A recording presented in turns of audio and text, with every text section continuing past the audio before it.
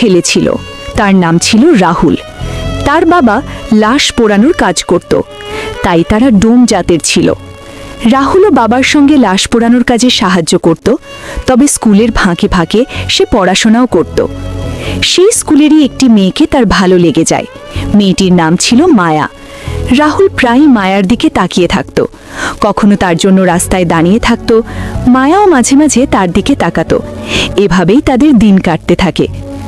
একদিন এক মেলায় মায়া চুড়ি কিনতে গিয়েছিল। রাহুল ভেবেছিল মায়ার জন্য কিছু কিনে দেবে, কিন্তু সাহস পাচ্ছিল না।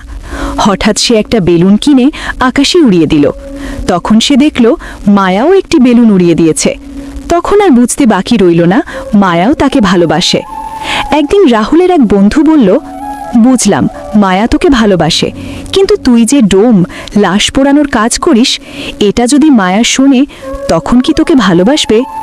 এই কথা শুনে রাহুলের মন খুব খারাপ হয়ে যায়, তবুও সে হাল ছাড়ে না। একদিন তারা দুজন একটা পার্কে ঘুরতে যায়। রাহুল আর মায়া একে অপরকে ভালোবাসার কথা বলে। কিছুক্ষণ তারা একে অপরকে জড়িয়ে ধরে বসে থাকে।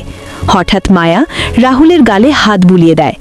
রাহুল একটু ব্যথা পায়, কারণ মায়ার হাতে একটি আংটি ছিল। রাহুল জিজ্ঞেস করল, তোমার হাতে এটা কিসের আংটি? মায়া বলল, ছোটবেলায় আমার চাচা দিয়েছিল, এখন বড় হয়ে গেছি, আংটিটা আর খোলে না।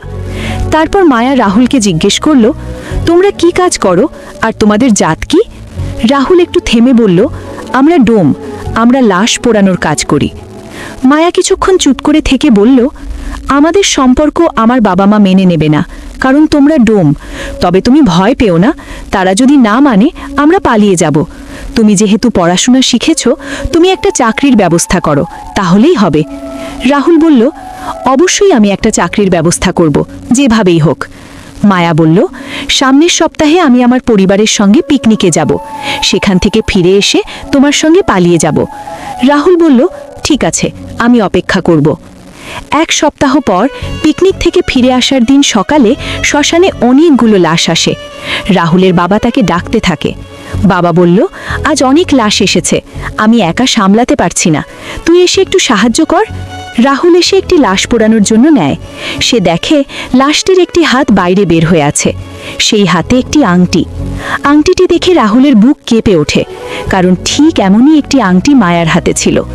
রাহুল তাড়াতাড়ি করে কাপড়টা সরিয়ে মেয়েটির মুখ দেখে, আর দেখে সেই মায়া। রাহুলের যেন পাগল হয়ে যাওয়ার অবস্থা।